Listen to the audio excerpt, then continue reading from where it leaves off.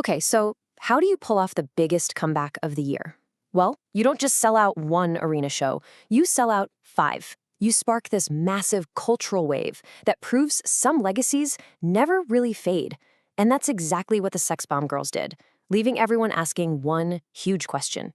So here's the big question. Was this comeback a total shock? Or was it, bound to happen all along? The story here isn't as simple as it looks. We're going to dive into both sides, and let's start with why this massive success was anything but a guarantee. All right, first up, the surprise side of things. And let me tell you, for a lot of people inside the entertainment industry, this reunion wasn't just a long shot. They saw it as a massive financial risk. Now, you'd think a comeback this massive was backed by some huge industry machine, right? Wrong. The industry actually said no.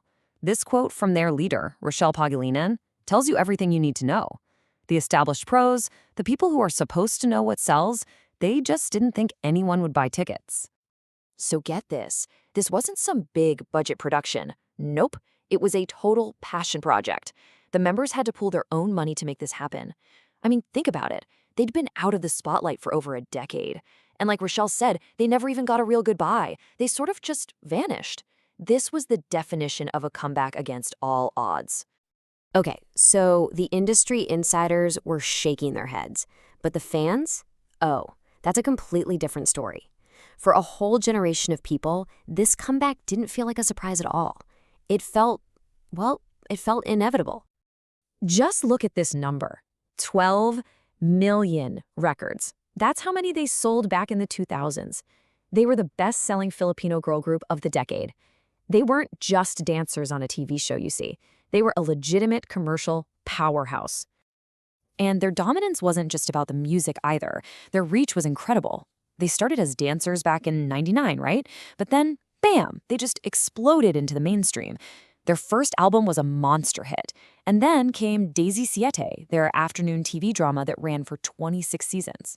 For an entire decade, they were literally everywhere, building this deep, unbreakable bond with their audience. And that connection, it went so deep that it created a whole cultural identity. Fans don't just say they liked the SexBomb Girls. They proudly call themselves the kids who were raised by SexBomb. I mean, that's the dream for any artist, right? When your fans don't just listen to your music, they make it part of who they are. And check this out. This comment from a fan on Reddit just nails it. All those kids who grew up with the spaghetti song on repeat, well, they're adults now, with jobs and their own money to spend. They weren't just ready for this comeback, they'd been waiting for it. All right, so where does that leave us? Was it a surprise, or was it a sure thing? The truth is, it was kind of both. And that all came into focus during one absolutely unforgettable moment at their third sold-out concert. You can really see the two different worlds here. On one side, you have the industry seeing a huge financial risk, an old act that might not sell. But on the other side, you had the fans who saw a homecoming they'd been waiting on for years. For them, this wasn't a risk, it was a reunion. And then this happened. The moment it all made sense. Right there, at their third show, they bring out a surprise guest.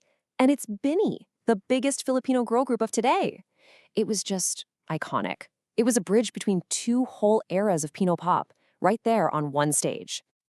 And what Rochelle said on stage that night was perfect. She totally shut down any idea that this was some kind of rivalry.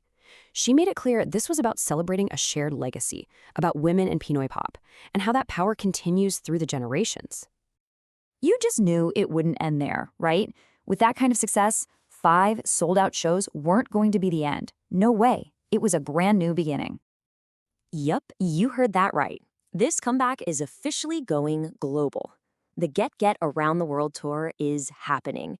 They've already got plans for Abu Dhabi and Canada, proving that this legacy has the power to connect with fans all around the world.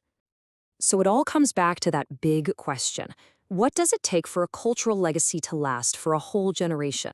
Well, the SexBomb Girls story kind of gives us the blueprint, doesn't it? It's that mix of undeniable talent, a genuine connection with an audience that grew up alongside you, and a comeback that proves some things, they just never, ever go out of style.